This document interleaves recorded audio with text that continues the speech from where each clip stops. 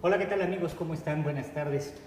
Gracias por acompañarnos a una emisión más de su programa en su casa GBA, los mejores fiscalistas de México. En esta ocasión contamos con la presencia del licenciado Gerardo Nieto Martínez, a quien le damos las gracias por acompañarnos. Gerardo, muchísimas gracias por aceptar la invitación. Y quien nos hablará acerca del outsourcing y su impacto en el entorno fiscal. Sin más preámbulos, Gerardo, ¿qué te parece si empezamos? Pues, ¿qué podemos o qué debemos de entender por outsourcing, Gerardo? Muchas gracias, Miguel Ángel. Pues digo, antes que nada, muchas gracias por la invitación. Es un gusto estar una vez más con todos ustedes y con su auditorio, que nos ven en su casa, en su oficina. Y hoy, como puedes ver, pues también con un tema que yo creo que a todos los fiscalistas nos trae bien inquietos. Abogados y contadores. Correcto, desde hace algunos meses. Y empresarios, por supuesto. Y claro, por supuesto. Y precisamente es el outsourcing y su impacto en el entorno fiscal. Y tú ahorita comentabas qué debiéramos de entender por outsourcing. Fíjate que es una pregunta interesante porque cuando este tema empezó a tener cierta relevancia, tuve algunas reuniones con socios míos especialistas en materia laboral. Y yo veía que pues, hablaban mucho de la subcontratación e incluso la Ley Federal del Trabajo, que se reformó en diciembre de 2012 y que trajo en parte esta trascendencia que ahorita estamos analizando, habla también de subcontratación. Entonces yo le decía a mi socio, oye, a ver, pero ¿por qué subcontratación? Pues porque no estás contratando a los empleados, sino a la otra empresa. Que los tiene contratados. Patrona de los empleados. Entonces yo le decía, correcto, pero ¿por qué subcontratación? Es una contratación de servicios, punto. La palabra sub, el sufijo sub, como que en principio no le encuentro un sustento, una lógica, incluso platicando con especialistas en materia laboral, francamente no me han convencido, ni ellos mismos creo que lo estén, del término sub, que ha sido como que un tema costumbrista, histórico, y pues ya se quedó el sub, pero parece que no, pero el sub también sensibiliza y ha coadyuvado a traer este tipo de problemas. Porque la verdad, en mi opinión, pues no es subcontratación, es una contratación de servicios entre dos personas morales, ¿no? Entonces, yo creo que el outsourcing, que es un anglosajismo, ¿no? Pero en realidad es la obtención o la recepción de servicios de un ente diferente al que los está recibiendo. También mucho se ha comentado sobre, bueno, es que outsourcing es cuando quien te presta el servicio es una empresa no relacionada, fiscalmente hablando, con quien recibe el servicio. Y hay también quienes comentan, no, outsourcing es cuando quien te presta el servicio no es tu empleado. Entonces ya por ese simple hecho es outsourcing. Mira, la verdad es que la definición o la comprensión que se quiera tener del término, me parece que ambos pueden tener parte de validez. Yo soy de la opinión que outsourcing debe entenderse como cuando una entidad diferente a ti te está prestando un servicio. Y desde mi punto de vista, la verdad es que es intrascendente si ese ente ajeno a ti es o no parte relacionada tuya. Porque en el mundo jurídico, aunque pudieran ser partes relacionadas, son personas jurídicas, personas morales, independientes y distintas entre sí de quien recibe a quien presta el servicio. De tal forma que hasta en eso hay opiniones no muy homogéneas, pero que me parece que ambas tienen pues, su grado de contenido de razón, ¿no? A ver, déjame hacer un análisis aquí y oriéntanos tú. Corrígenos si estamos en un error. Hay una relación, un contrato entre una persona y su empleado. ciertamente. Pero si esta persona que tiene a su vez sus empleados le presta un servicio a otra persona,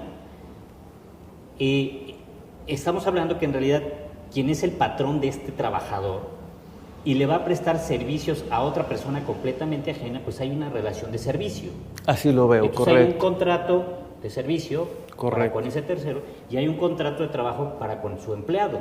Es correcto. Entonces, de ahí que no se justifique ese del sub, porque este tercero no está contratando a este empleado, entonces no hay esa subcontratación, ¿es correcto? Exacto, exacto. Porque ese es el contexto del cual emana todo esto, ¿no? Ciertamente, laboralmente hay intermediarios, pero en realidad, si lo vemos en forma objetiva, el que hay intermediarios, lo que realmente importa es quién es el patrón del empleado. Pues el patrón del empleado es la empresa de servicios en nuestro ejemplo. Luego entonces, si la empresa operadora que contrata servicios de la empresa prestadora de servicios, pues es una contratación de servicios. Yo francamente no veo por dónde quepa, ¿no? el sub, ¿no? De tal manera que para mí es una contratación de servicios y punto. Hay un contrato pero hacia un sentido y otro contrato hacia el otro. Correcto, pero sí genera cierta confusión desde el punto de vista ya de sensibilidad. Subcontratación, ya suena medio a ver, hay algo por ahí medio, ¿no? Y no hay nada, no hay nada, es un contrato normalito de servicios entre dos personas morales. ¿Quién va a ejecutar el servicio? Pues ni modo que la persona moral prestadora del servicio vaya caminando su escritura constitutiva a prestar el servicio, es imposible. Claro, tiene que ser un ser humano, ¿no? O puede ser una maquinaria operada por un ser humano, en fin. Entonces ya serán empleados o no empleados de la prestadora de servicios quien ejecutarán el servicio, pero el servicio lo presta la prestadora de servicios. ¿No? Diríamos entonces que ciertamente la reforma que sufre la Ley Federal del Trabajo en 2012, nos comentabas, lejos de aclarar esta situación, ¿la hace más confusa o qué situación tenemos ahí? Mira, es un tema bien interesante. Todo esto surge porque la Ley Federal del Trabajo, que viene desde 1970, establece en su artículo 16 el famoso, la famosa figura de la unidad económica, que ha sido una figura y un artículo que la verdad ha estado ahí nada más en el papel hasta hace unos pocos años, porque nadie la aplicaba. Básicamente este artículo dice que se entenderá por empresa pues aquel ente o aquel conjunto de entidades que elaborando en forma coordinada o trabajando en forma coordinada logran el objetivo perseguido por ambas o por ese solo ente. Y de ahí que se ha pensado que entonces si la unidad económica incluso puede abarcar más de una sociedad, pues entonces la prestadora y la operadora pues pueden ser una unidad económica. Pero ciertamente ha sido un artículo que durante décadas estuvo nada más en el papel, no fue aplicado, y no fue sino hasta hace unos 6, 8 años, más o menos, que aparece un criterio de un tribunal colegiado en materia laboral que señala pues que en ciertos casos efectivamente se surte la unidad económica y en aquellos casos en que se surta pues la empresa operadora, entendamos por operadora la que recibe el servicio y por la que presta el servicio, digamos pues es la prestadora del servicio, pudiera considerarse ambos como patrones del empleado de la prestadora, originalmente hablando. Y con ello, pues la consecuencia natural de la PTU, etcétera, ¿no? Y esa tesis trajo mucha efervescencia, porque era algo que había estado razonablemente quieto, tranquilo, estático. Ayúdame con otro adjetivo. y no es sino hasta que viene esta tesis que a todos los laboralistas y a los fiscalistas, porque tiene un impacto también en materia fiscal, pues nos puso a analizar el tema, a ver qué alcance podía tener, qué ángulos de visión podrían abarcar, y 3, 4 años después viene la reforma de 2012, de diciembre de 2012, que entra en vigor, a la Ley Federal del Trabajo, que entre otras disposiciones precisamente se reguló en forma más acotada, por así decirlo, la figura del outsourcing o de la, porque no me gusta decir subcontratación, aunque la ley así lo diga, o de la contratación de servicios, ¿no? Y entonces este artículo 15A, que es el artículo 15A de la Ley Federal del Trabajo, ya viene a acotar, a regular en forma más estricta lo que conocemos como outsourcing. Perdón si soy un poco folclórico aquí, Gerardo, pero diríamos que entonces este artículo 15A de alguna manera vino a tropicalizar esta figura del outsourcing. Fíjate que yo creo que en parte sí, porque el 15A es el origen realmente, o parte importante del origen del problema que vamos a platicar un poquito más adelante en el entorno fiscal, porque lo que señala básicamente y el objetivo del 15A es que con el objeto de no dejar desprotegidos los derechos de los trabajadores, en el caso de un outsourcing, se tienen que cumplir 3 requisitos fundamentales.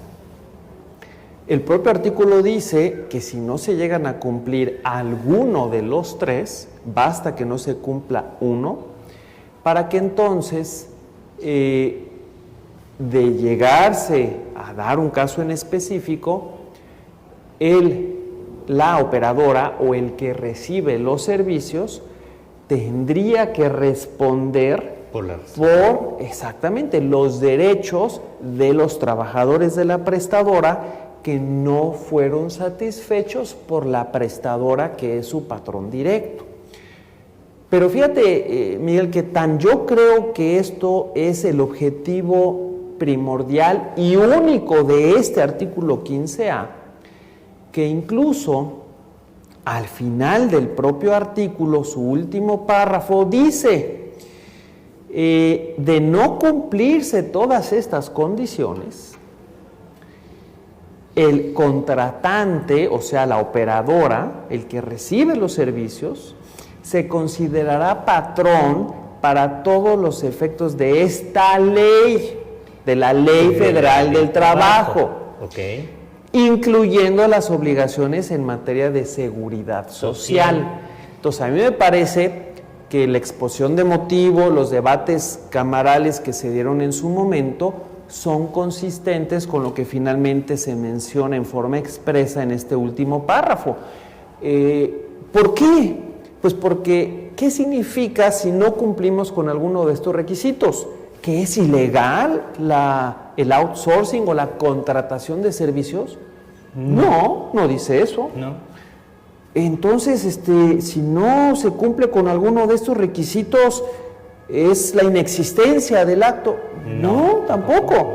Lo único es que si no cumplimos con alguno de estos requisitos y uno o varios empleados demandan laboralmente, ganan en forma definitiva y su patrón directo, la prestadora, no responde en cumplimiento a esos derechos reconocidos finalmente en una ejecutoria, pues entonces la operadora tendrá la obligación de cumplir esas obligaciones. Hablaríamos de una responsabilidad solidaria, de alguna manera. Exactamente.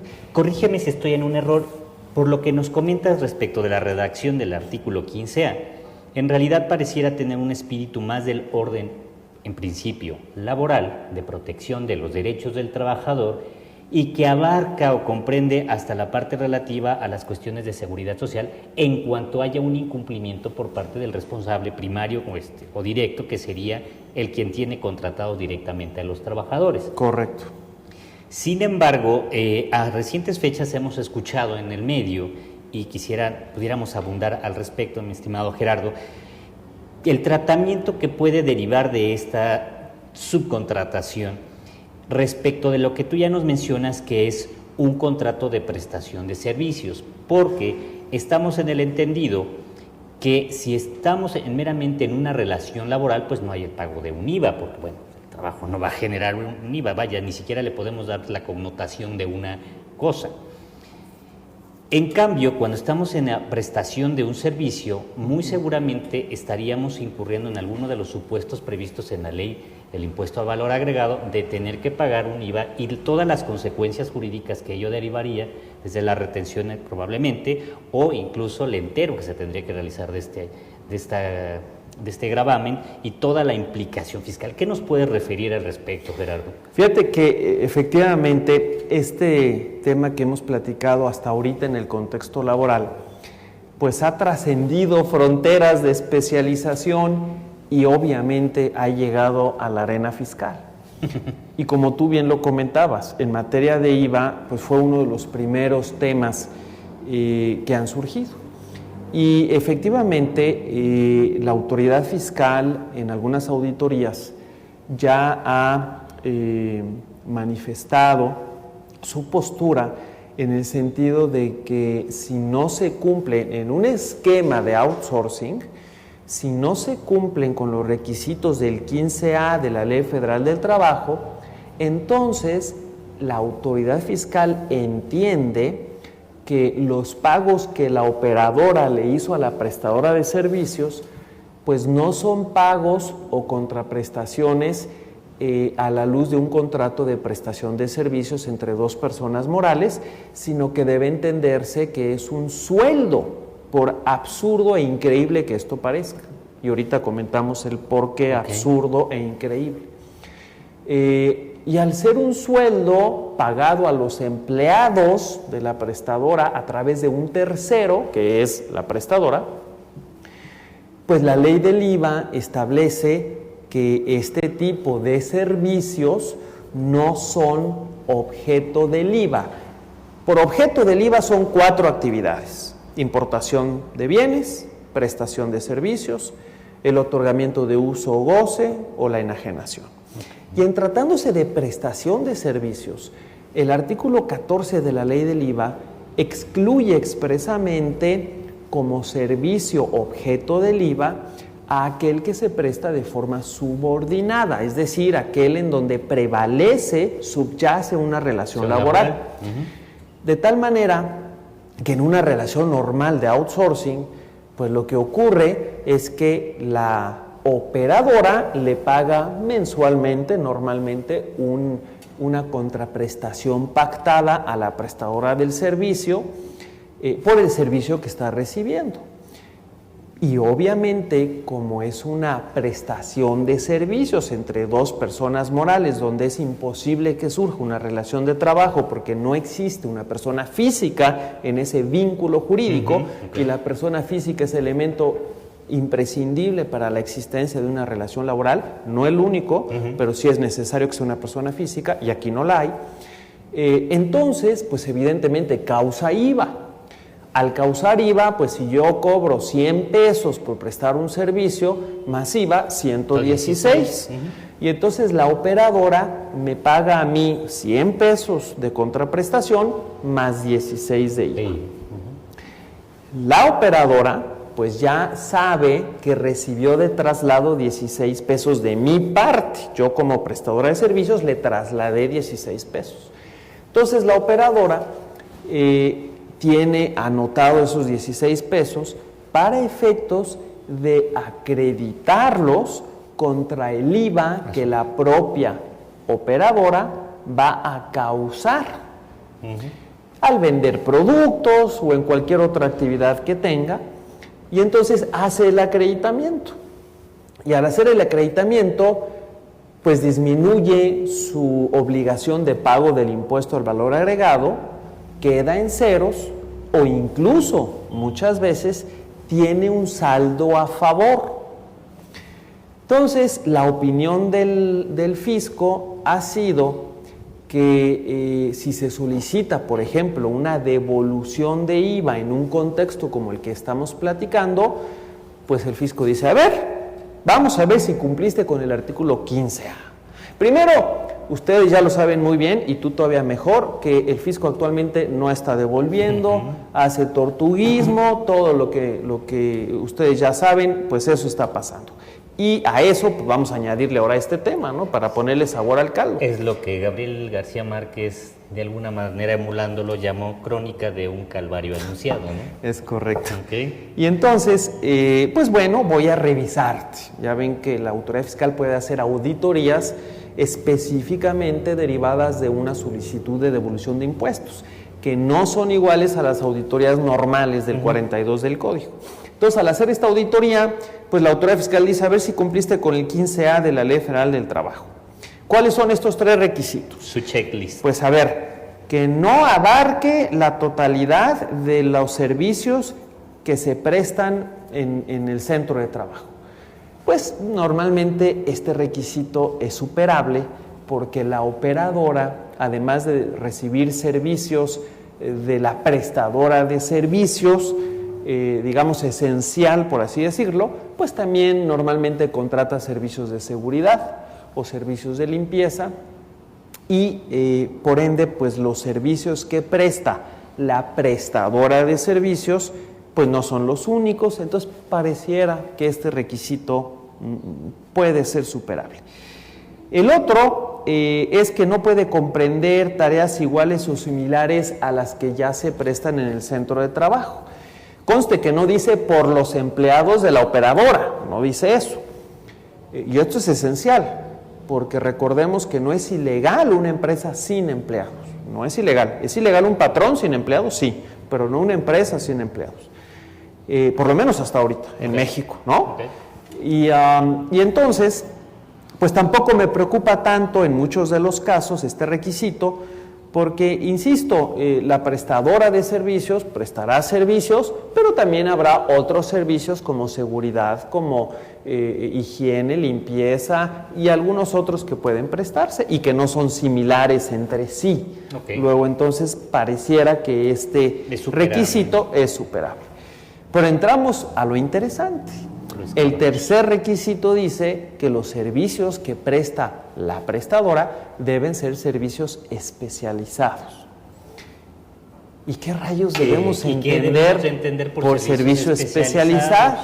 Porque pues la ley no lo define, ni algún otro ordenamiento. Pero después de muchas reflexiones se ha concluido en términos generales que por servicio especializado debe entenderse aquel servicio que la operadora no puede prestarse a sí misma. Ejemplo, si yo me dedico a hacer llantas, soy una empresa llantera y me dedico a hacer llantas, pues la prestadora de servicio pues me podrá prestar muchos servicios, pero no el de hacer llantas, porque no sería un servicio especializado, dado que yo me lo puedo autoprestar, porque ese es mi objeto social.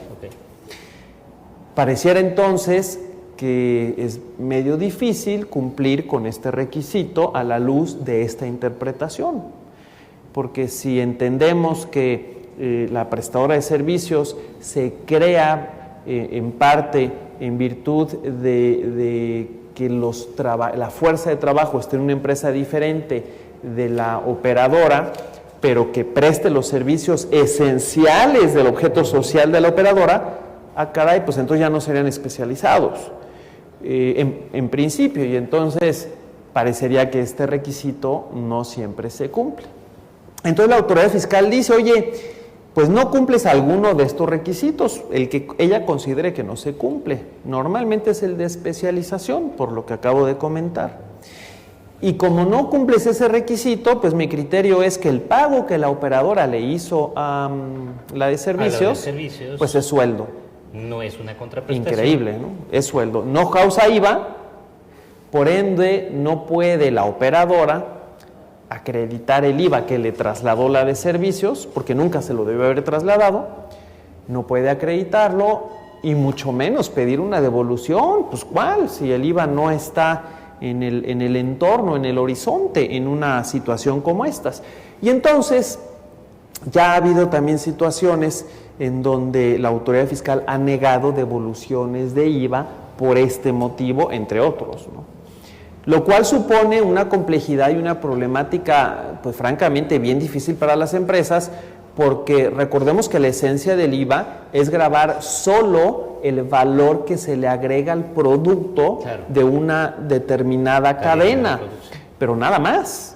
De tal manera que la empresa, obviamente, en sus análisis financieros, en sus planeaciones financieras, pues tiene contemplado el IVA sobre lo que le adiciona al producto, y lo que no, pues es de su propiedad vía devolución, acreditamiento o incluso compensación con otras contribuciones en términos del 23 del Código. Sin embargo, a la autoridad fiscal pues le ha dado por negar estas devoluciones, en muchos casos bajo este argumento increíble.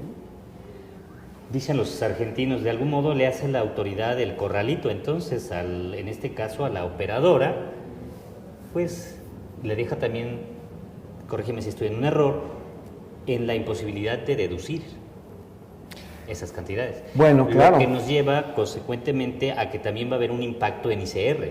Es correcto. Y si estamos desnaturalizando esa contraprestación a sueldo, entonces va a tener efectos también para la PTU. Es correcto. ¿Qué nos puedes abundar al respecto? Y lo comentaste, no se asusten, miren, sí es cierto lo que aquí comentó Miguel Ángel, pero no se asusten, que hay formas de minimizar riesgos, pero tienes razón. Efectivamente, la autoridad fiscal también está partiendo del supuesto que si se da esta circunstancia de que no se cumplió con alguno de los requisitos del 15A de la Ley Federal del Trabajo, y por ende el fisco considera que el pago de la contraprestación en realidad es sueldo, caray, pues ¿dónde está tu CFDI de sueldos? Claro, que debiste haber emitido? Pues no lo emití, yo operadora, pues perdón, yo prestadora, ¿cómo la autoridad te mete en un círculo vicioso en donde vas a tener una serie de incumplimientos. Correcto. En cadena. Es correcto. O sea, te lleva a un redil en donde verdaderamente estás en total incumplimiento. Es correcto. Y además hay una afectación económica bárbara. Enorme. Y me preocupa una cuestión aquí, a ver si nos puedes abundar un poco, Gerardo. ¿Cuál es el criterio, el principio, la base para que la autoridad haga la valoración de si cumples con este tercer requisito sobre servicios especializados? Es decir, la ley nos establece algún principio, alguna base o alguna determinación sobre cuáles son los elementos que debe de considerar la autoridad para determinar si estamos verdaderamente ante un servicio especializado o es meramente una valoración discrecional que realiza la autoridad.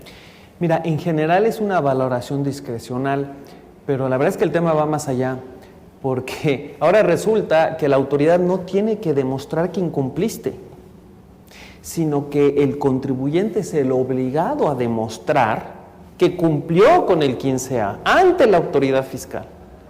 Y si el contribuyente no demuestra que cumplió, claro, a satisfacción de la autoridad fiscal, pues entonces se dan las consecuencias que hemos apuntado. O sea, el contribuyente tiene que aportar las pruebas que satisfagan a la autoridad. Correcto. Y la autoridad es la que califica de manera Correcto. Unilateral. Correcto. No, pues estamos verdaderamente ante una situación muy complicada. Me parece muy grave.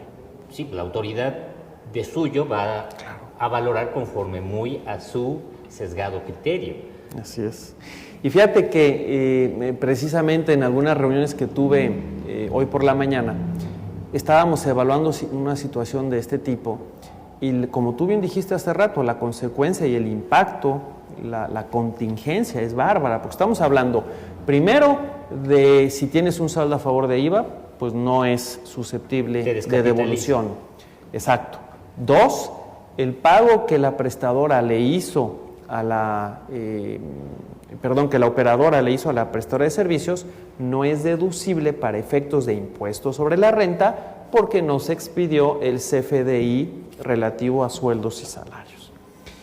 Y no solo eso, sino que también en materia de PTU, pues la unidad económica, esa famosa figura que empezamos a platicar al inicio del programa, pues también estaríamos muy cerca, no me ha tocado verlo todavía, pero no me sorprendería de ver que se ordene el reparto adicional de utilidades en virtud de que pues no se cumplió con el 15A se materializa el supuesto del 16 de la Ley Federal del Trabajo, y respecto de la utilidad en su conjunto, tanto de la operadora como de la prestadora, se ordena un reparto adicional, lo cual suena francamente... Claro, nos dices que no nos asustemos, pero la verdad es que yo ya estoy aquí al borde del infarto. Déjame ver si estamos entendiendo correctamente esto. Entonces, no puedo solicitar la devolución del IVA, lo cual me descapitaliza. No puedo hacer la deducción de lo que ya pagué, lo que trae como consecuencia seguramente que la autoridad considere que debo contribuciones. Tengo Correcto. Diferencias. Correcto. Estoy en incumplimiento de la emisión de mis FDIs por sueldos. Y por encima de eso, yo soy el que tengo que acreditarle a la autoridad que sí lo cumplí. Eso es lo que la autoridad, el criterio que ha adoptado, no en todos los casos, pero sí en muchos, recientemente. Es y correcto. si tengo esta situación durante 1, 2 o 3 años, pero vayamos a un solo ejercicio fiscal, mi estimado Gerardo, en donde mi nómina probablemente representa, si no el mayor, uno de los mayores costos que tengo en mi empresa. O sea, el pago que le haces a la prestadora, digamos. Ajá, exactamente. Claro. Uh-huh. Pues eso no ¿Qué sería implicaciones va a deducible. tener? No sería deducible. Entonces, estamos hablando de que bien pudiera este tipo de criterios, en mi opinión, incorrectos y por ende ilegales, hacer cerrar muchas empresas, con la consecuente falta de empleos, pérdida de empleos, que yo creo que es lo último que requiere México. El país, ¿no? claro. De tal manera que la situación efectivamente está muy sensible, sí se pueden llevar a cabo ciertos ajustes o ciertos pasos dependiendo la estructura de cada operación para minimizar el riesgo. Okay. Pero ciertamente, subrayo, para minimizar el riesgo, no para hacerlo desaparecer.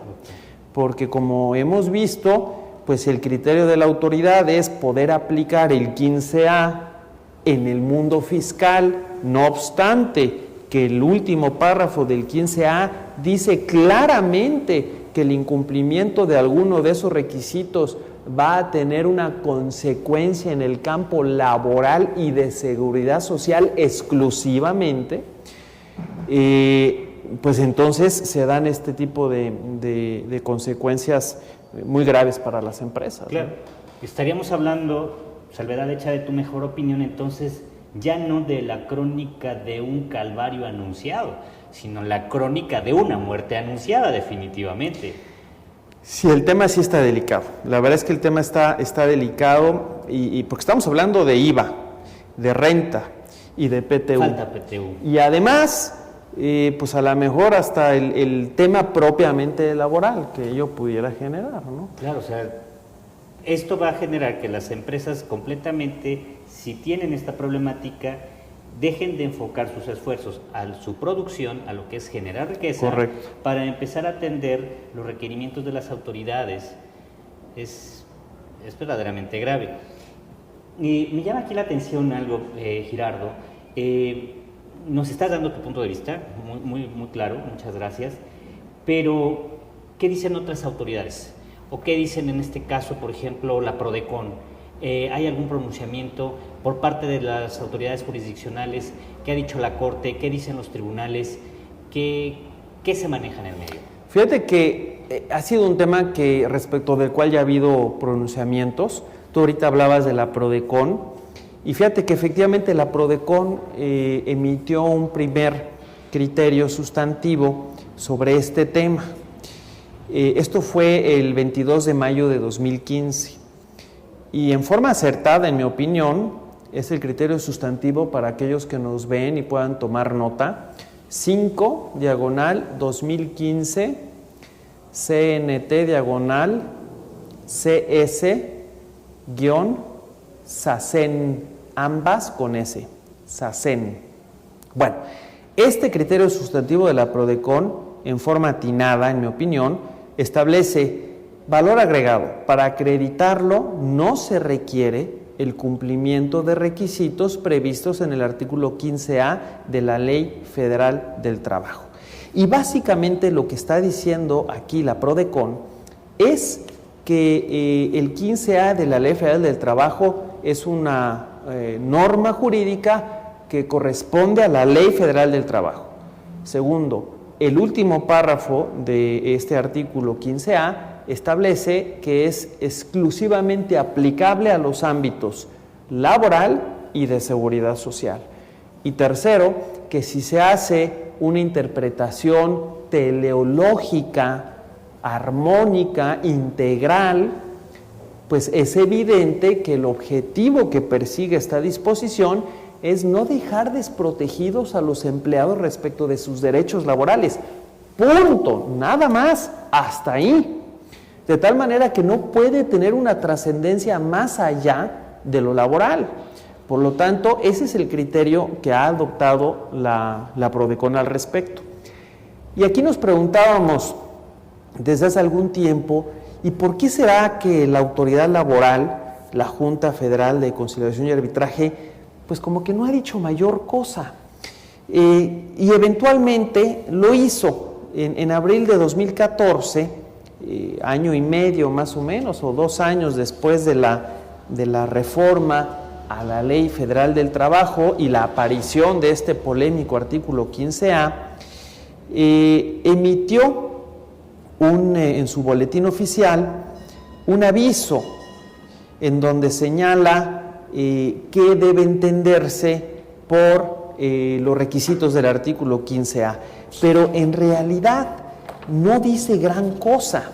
No nos da luz en el sentido de cuál es la trascendencia que esto pueda tener, aunque sí dice algo consistente, porque señala el incumplimiento a estos requisitos conlleva una sanción para el contratante, o sea, para el operador, el que recibe el servicio, beneficiario de los servicios, consistente en considerarlo patrón con el consecuente deber de responder de todas las obligaciones laborales y de seguridad social. Entonces, esto nos puede dar la pauta de que incluso la Junta Federal de Conciliación y Arbitraje tiene la opinión de que el incumplimiento de estos requisitos sí conlleva una sanción al contratante, a la operadora, a quien recibe los servicios. ¿Y cuál es? Pues que vas a ser considerado patrón de los empleados de la prestadora en caso, claro, de que la prestadora pues no cumpla con sus obligaciones. Diríamos, Gerardo, ¿sería correcto en un momento dado considerar que las consecuencias de este artículo 15A debieran ser meramente esas, para efectos laborales, es decir, que quien recibe el servicio tuviera que responder de los derechos y las obligaciones implícitas para un patrón respecto de los trabajadores que están inmersos en esta relación y no trascender al ámbito fiscal? Es correcto. Y yo lo veo así, Miguel Ángel, pero no por el hecho de simplemente no querer que impacten estas reglas en el mundo fiscal, no, sino por el hecho de que si se analiza con cuidado el objetivo perseguido por este artículo 15A es ese, es la protección de los derechos del trabajador, punto, nada más. Bueno, tan es así que no solo en los debates camarales y en la exposición de motivos se advierte este objetivo, sino que expresamente el último párrafo así lo señala. Y así lo señala la PRODECON y así lo señaló la Junta de Conciliación y Arbitraje. De tal manera que yo francamente soy de esa postura, que estos requisitos del 15A no tienen por qué trascender al mundo fiscal en lo absoluto. ¿Sería tanto como pretender que las autoridades fiscales, al apalancarse con este artículo 15A para llevarle al ámbito fiscal y darle estas repercusiones tan graves en el ámbito fiscal, de alguna manera estaría invadiendo ciertas competencias?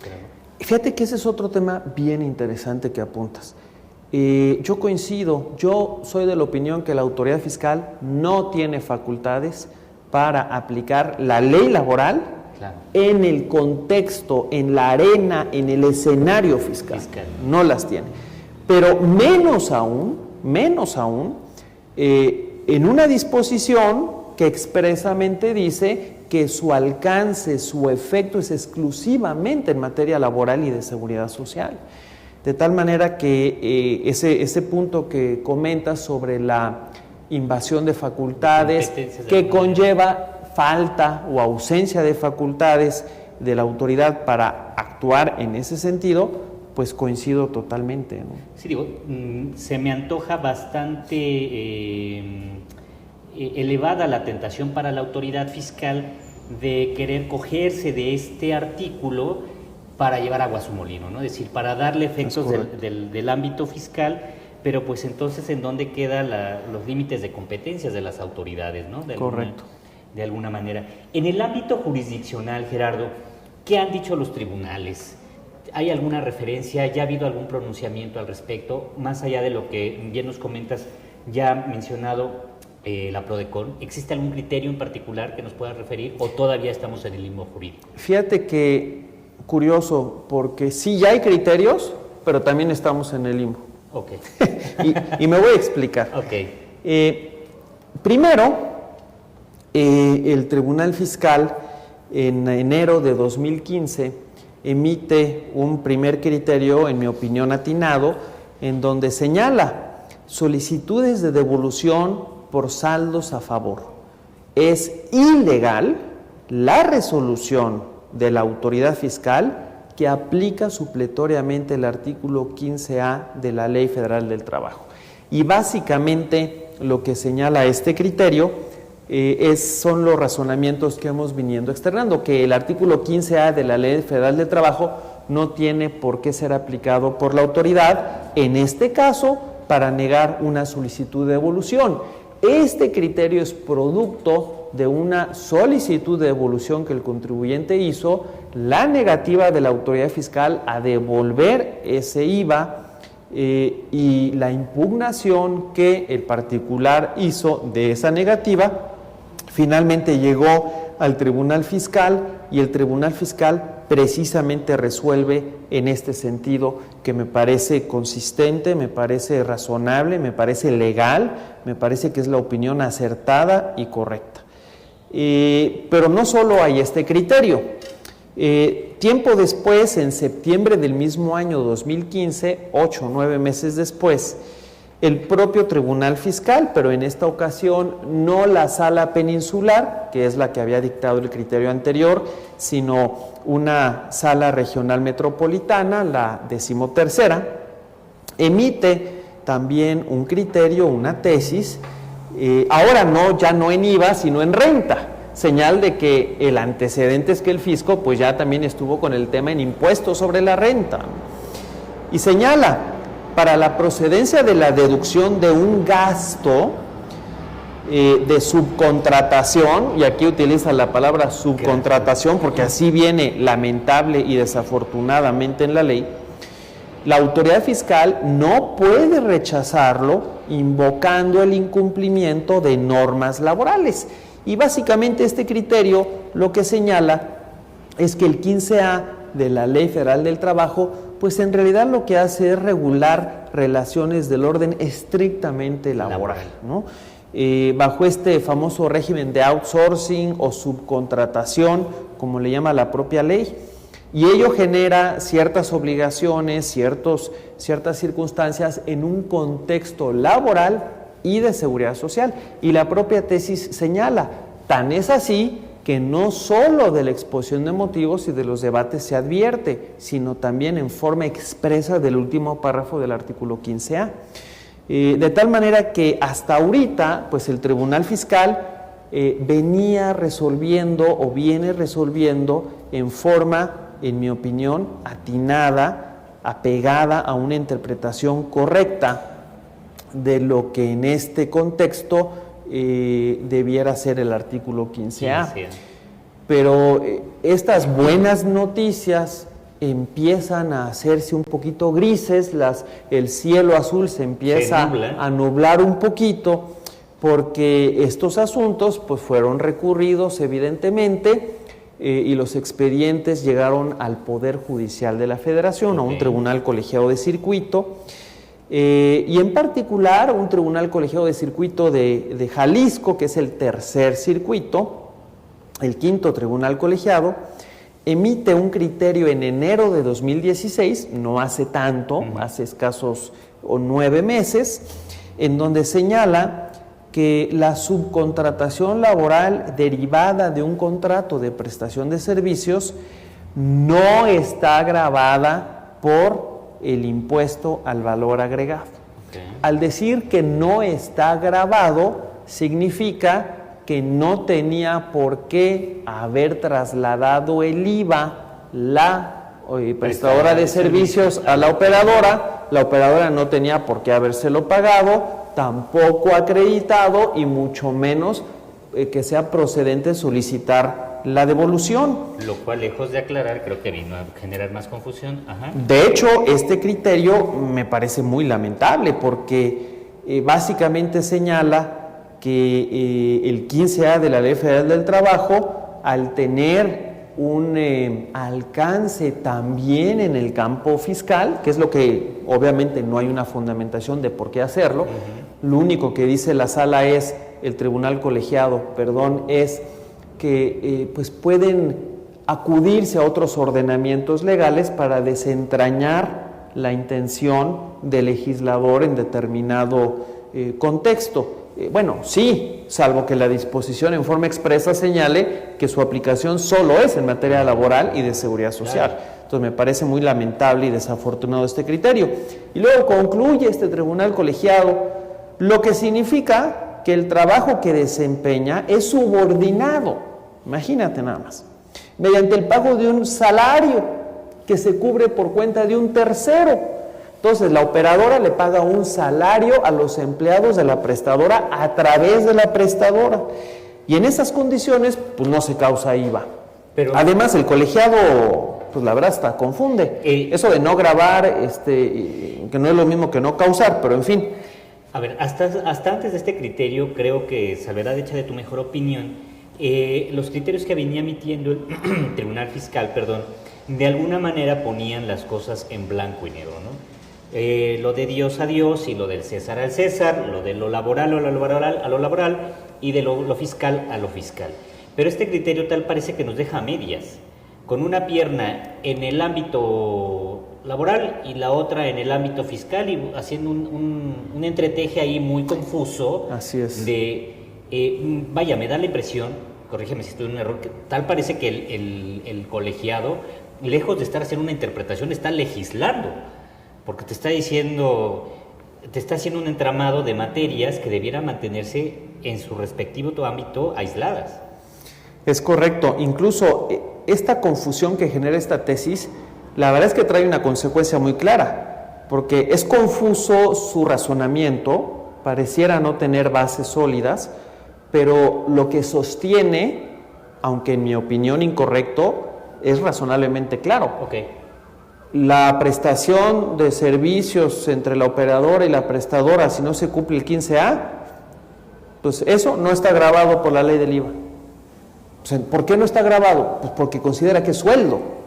Y por ende, está bien la autoridad fiscal al negarte la devolución del IVA en circunstancias de estas. Explica con claridad cuáles son los razonamientos que la llevan a esa conclusión. Más la pregunta sería aquí que te hacemos, Gerardo. Esos razonamientos que llevan al colegiado a esa conclusión están sustentados en una debida interpretación en el ámbito fiscal o laboral, visto de manera lo más objetivamente posible, en la medida de lo posible. Fíjate que yo creo que es muy lamentable este criterio. Yo no estoy de acuerdo con él. Básicamente lo que está diciendo es, sí podemos aplicar el 15A de la Ley Federal del Trabajo al mundo fiscal. Por lo tanto, además, si no cumples con los requisitos, pues es sueldo la contraprestación. Al ser sueldo no genera IVA. Al no generar IVA, está bien que el fisco te niegue la devolución que tú solicitaste. Me parece gravísimo. Ya no se mete a impuesto sobre la renta porque el asunto del que derivó este criterio no tenía el tema de renta, pero es evidente que esto da pie para las otras consecuencias negativas que también hemos estado platicando, ¿no? De que si no se emitió el CFDI de sueldos, pues entonces tampoco es deducible para la operadora el pago que le hizo a la prestadora de servicios, porque se considera sueldo y no se emitió el CFDI de sueldos, ¿no? Entonces, me parece francamente muy grave. Pero no termina todo esto ahí.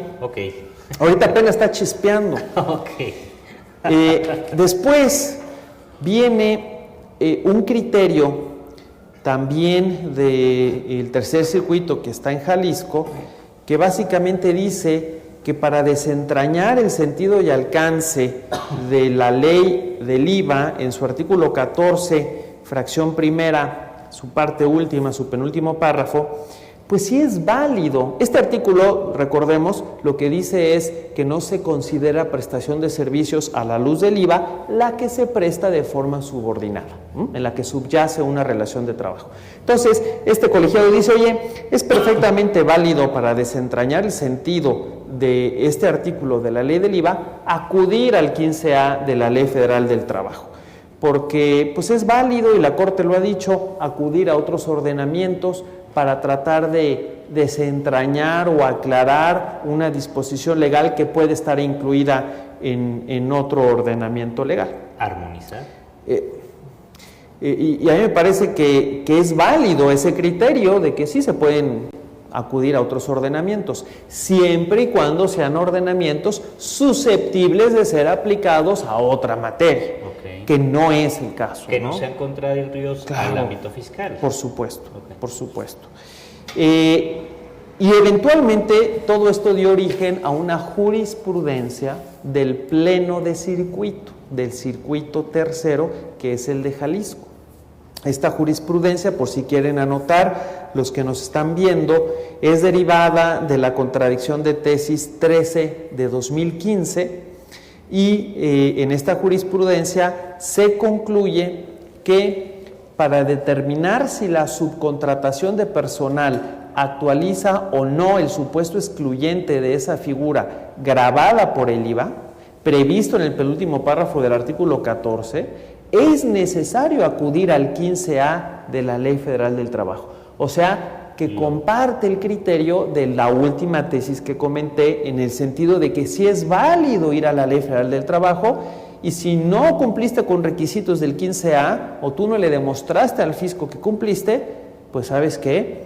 Es sueldo, y las consecuencias inherentes a que el pago que le hiciste a la prestadora de servicios es sueldo y no una contraprestación, pues son bienvenidas en el ámbito del IVA, de impuesto sobre la renta. No dice de PTU, ¿verdad? Pero hay una implicación indirecta. Así es. Y esta jurisprudencia, pues es apenas de abril, o sea que tiene muy poco tiempo.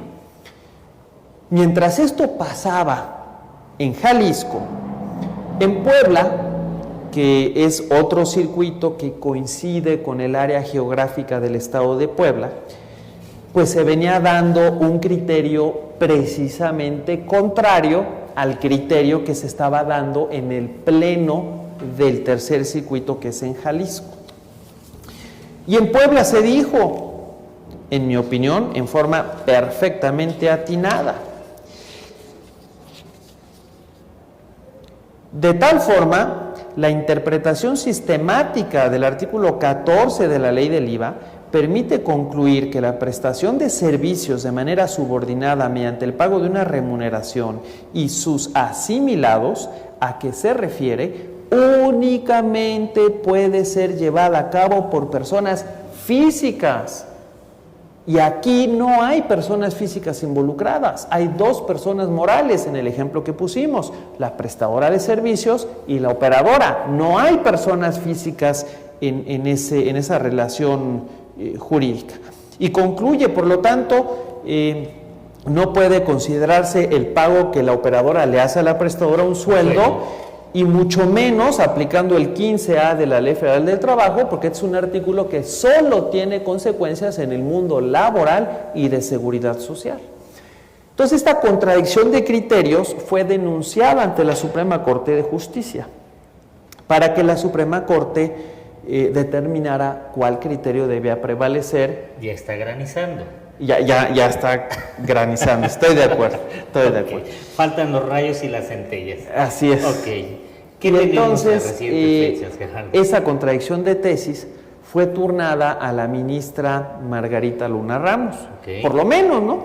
Me parece que la ministra Luna Ramos, la verdad, es una persona con mucho conocimiento, mucha experiencia, una auténtica jurista. Y bueno, al analizar la contradicción de tesis que se le denunció a la Corte, pues sí, advierte que el antecedente de cada uno de los asuntos no es igual. Hay variantes que hacen que la Suprema Corte no pueda pronunciarse sobre la existencia de una contradicción de tesis y por ende definir qué criterio debe prevalecer. De tal manera que apenas hace 2 semanas resolvió que no hay contradicción de tesis. Y esto que viene yo lo añado. Por lo tanto, lo que prevalece, por lo menos en los próximos meses, va a ser la incertidumbre jurídica, porque tenemos criterios contradictorios de diferentes estados y no ha habido una directriz por parte de nuestro máximo tribunal sobre cuál es el criterio que debe prevalecer. Debo decirles también que el SAT estaba a punto hace unos meses de emitir un criterio no vinculativo sobre este tema. Cuando se entera que hay una contradicción de tesis denunciada ante la Corte, decide esperarse hasta que la Corte resuelva.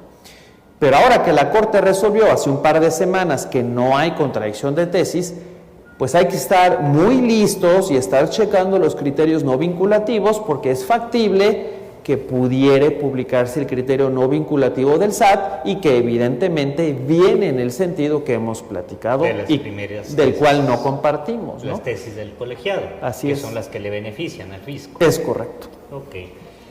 Interesante, muy interesante, mi estimado Gerardo. Lamentablemente aquí, como siempre comentamos en el programa, nuestro gran verdugo es el tiempo. Tus conclusiones, Gerardo. Pues mira, en términos generales, yo les diría, no estoy de acuerdo en que el 15A aplique en el mundo fiscal. Me parece francamente muy lamentable que existan criterios en ese sentido de tribunales colegiados, muy lamentable. Por ahí sé de buena fuente que incluso los magistrados ya se percataron de la trascendencia de su criterio y que a lo mejor no fue el más atinado. Ojalá y algo se pudiera hacer al respecto. Y bueno, que evidentemente lo importante hasta ahorita, que no hay un criterio definido por parte de los tribunales, es hacer ajustes en la forma en cómo operan las empresas para minimizar estos riesgos. ¿Cuáles ajustes? Depende de cómo esté estructurada cada operación. Por ejemplo, en algunos casos podría convenir limitar el objeto social de la operadora, acotarlo de tal manera que ampliemos todo el exterior, que sería un servicio especializado. Un ejemplo, ¿no?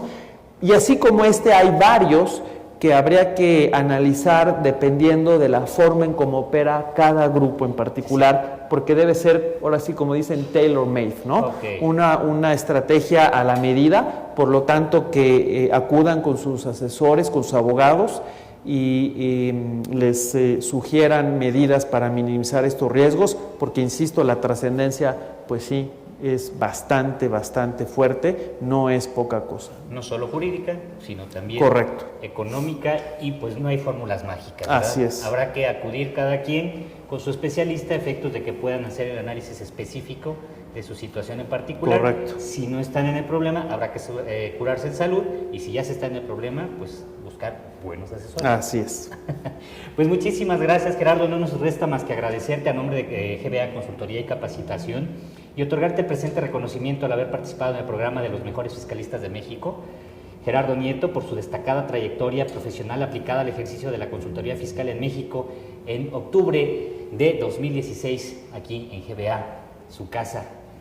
Y pues muchísimas gracias, Gerardo. Al contrario, verte pronto gracias a ustedes. Muchísimas gracias. Muchas gracias, Miguel a Ángel. Amigos allá detrás de cámaras, pues agradecerles su presencia, darle like si les gustó el programa, y pues por aquí nos estaremos viendo en alguna otra emisión de Los Mejores Fiscalistas de México. Hasta pronto.